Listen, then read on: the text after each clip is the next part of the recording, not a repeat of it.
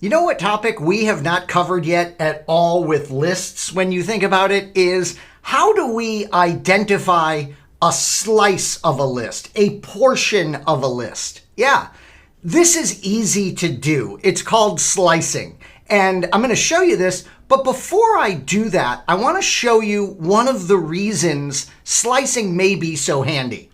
Yeah, let's take a look at something interesting in Python, shall we? Specifically, what I'd like to show you is that the lists that we define, they work a little different than variables. Yeah, let me prove this. Let's create a variable A and let's set it equal to 10. Now what I'm going to do is create a variable B and I am going to set it equal to the value of variable A. So you would agree variable B is 10. Now what I'm going to do is I'm going to change the value to 20 of variable A, and I'm going to print variable B. What do you think is going to happen? Well, we would certainly think that variable B is still set to 10, and that's exactly what happens. Yeah. But lists work a little differently. Lists are names for a space in memory, and they function differently from the behavior we just saw. Let's prove this. I'm going to go ahead and create list A. And list A will consist of the value of 10. I'm then going to create a list B by setting it equal to list A. And then what I'm going to do, you guessed it, I'm going to say for list A's value at the 0 location in its index, go ahead and set that to 20.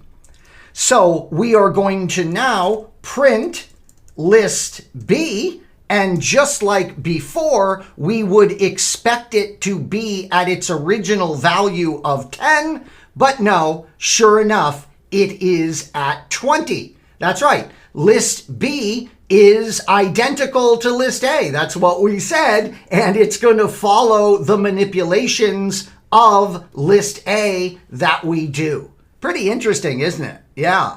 And this is where we might need to take a slice of a list in order to create a new list that is in of itself totally unique. All right, let's go up and let's do this. Let's restart the shell so that we can make sure everything that we did is all erased, if you will. And now let's go ahead and teach you how to slice a list. And I'm going to teach you at the same time how to make a new copy from this slice. Yeah, an independent copy, because that's how slicing works. All right, so let's go ahead and create another list A, shall we? And this list A is filled with all kinds of fun integers. La-di-da-di-da-da-da. Realize I'm doing this for, brevity, right? We could get all fancy with the contents of lists, but when you're experimenting with them and learning about them, no need to get all fancy. All right, there's our list A. Now I want to create a list B that is a slice of list A, and I want list B to be independent of list A. So what I'm going to do is I'm going to say, okay, list B is going to equal list A, but we are going for just a slice of list A. And the key element here is a colon. Yeah, that's right. You indicate the index number you want to start your slice at. So I want to start at index number 0. That would be the 10. And let's say I want to go up to, let's count, 0, 1, 2, 3, 4, 5. If I want to go up to 5, I have to give the index of 6. Yeah, because it's non-inclusive. So notice what we're doing here to create the slice. It's the starting index number and the ending index number non-inclusive. Yeah, so we expect this slice to be the 0 index, the 1 index, the 2 index, the 3 index, the 4 index, and the 5 index. So we should expect our slice to be everything but the value of 10. All right, well, let's see if we print our slice, and that is list underscore B. Yeah, got a little confused there on my variables for a minute, but we want to print list B. And did it work? It worked perfectly. Yeah, look at that. It worked perfectly. Let's create, and by the way, it is independent. Yeah, remember, it is independent. If I want to see list A, I can go ahead and look at list A and notice it is completely unchanged. Yeah, because we created list B from a slice of list A, they are now truly two independent lists, just like I'm thinking you wanted in this exercise. Okay, now let me show you some other fun things about slicing. What if you wanted everything? Yeah, what if you wanted an exact copy? Well, let's try it. I'm going to go ahead and say list C is equal to list underscore A, and we are going to create our slice. And if you want everything, all you have to do is just give the colon. Yeah, you omit the starting and the end values. Let's see how we did. Let's print list C, and look at that. It is truly everything. Now, here's an interesting challenge for us. In this slice up here, we did 0 through 6 for the index, and we know that gave us everything but this last value of 10. Wait a minute here. How do we even include the value of 10? Think about it. If I list 0 through 7, 1, 2, 3, 4, 5, 6, 7, the problem is it won't print the 7. It won't include the 7.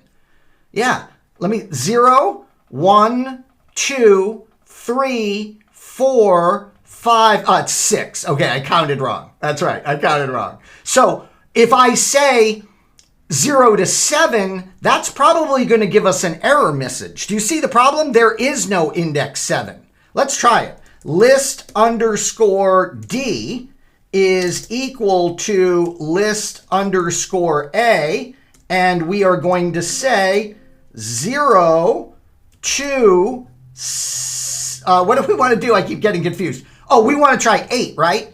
0, 1, 2, 3, 4, 5, 6. No, we want to try 7 to try and get it to include that last value. All right, let's print list underscore D.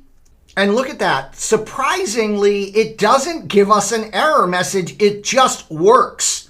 Weird. It's not an elegant way to do this. No, because there is no index of 7. Yeah, so we wouldn't want to put that in code.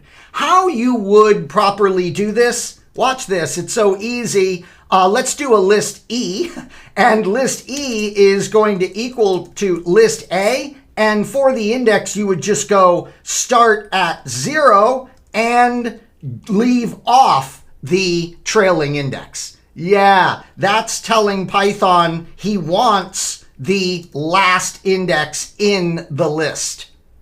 Another way to do it is pretty neat. Remember, we had those negative indexes that we could use. And remember that one of the negative indexes that we loved was -1, because that always stands for the last index value. So sure enough, we could do that as well.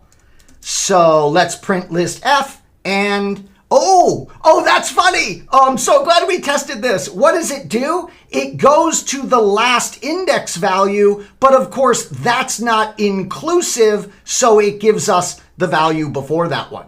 Oh my goodness. So what's the elegant way to include the last element in the list? Yeah, we saw it. It's to not reference the ending element in the list.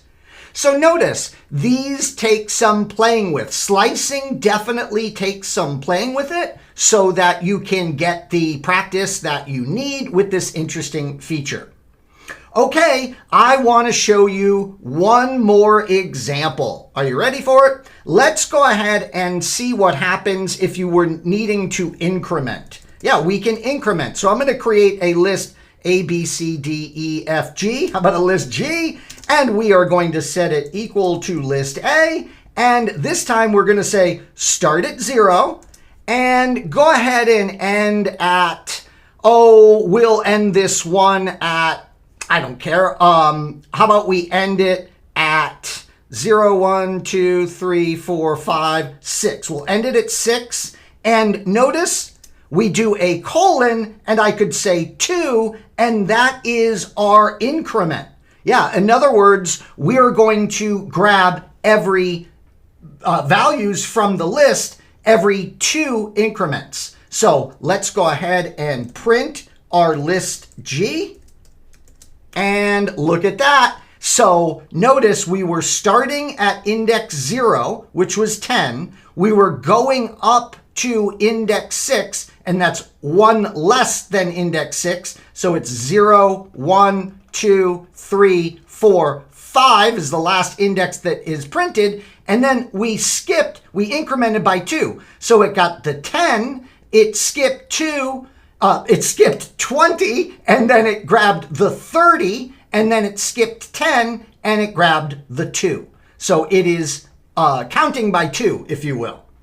All right, so that is slicing lists. Remember, we learned a lot in this section. The first thing that we learned was lists don't function like variables. No, lists are locations in memory that we are describing basically with the variable name. We saw how copying them doesn't work like you might suspect. And then we saw how you can create new lists from slices of existing lists. And we reference a starting index number and an ending index number. If we want to get everything, we can just use the colon. If we omit either the start or the end, it will assume we wanted to go all the way to the end of the list, and that would be inclusive. And we saw -1 is the last entry in the list, so it would go 1 before that one. And then finally, we saw that you can not only specify the starting and ending of your slice, but you can also skip entries as well. Well, thank you so much for watching, everyone. Fun with slices, and I love it when we learn additional material as well as we did in this episode. Well, I know it sounds crazy, but we're not done with lists yet. Please join me for more videos on this very powerful structure in Python.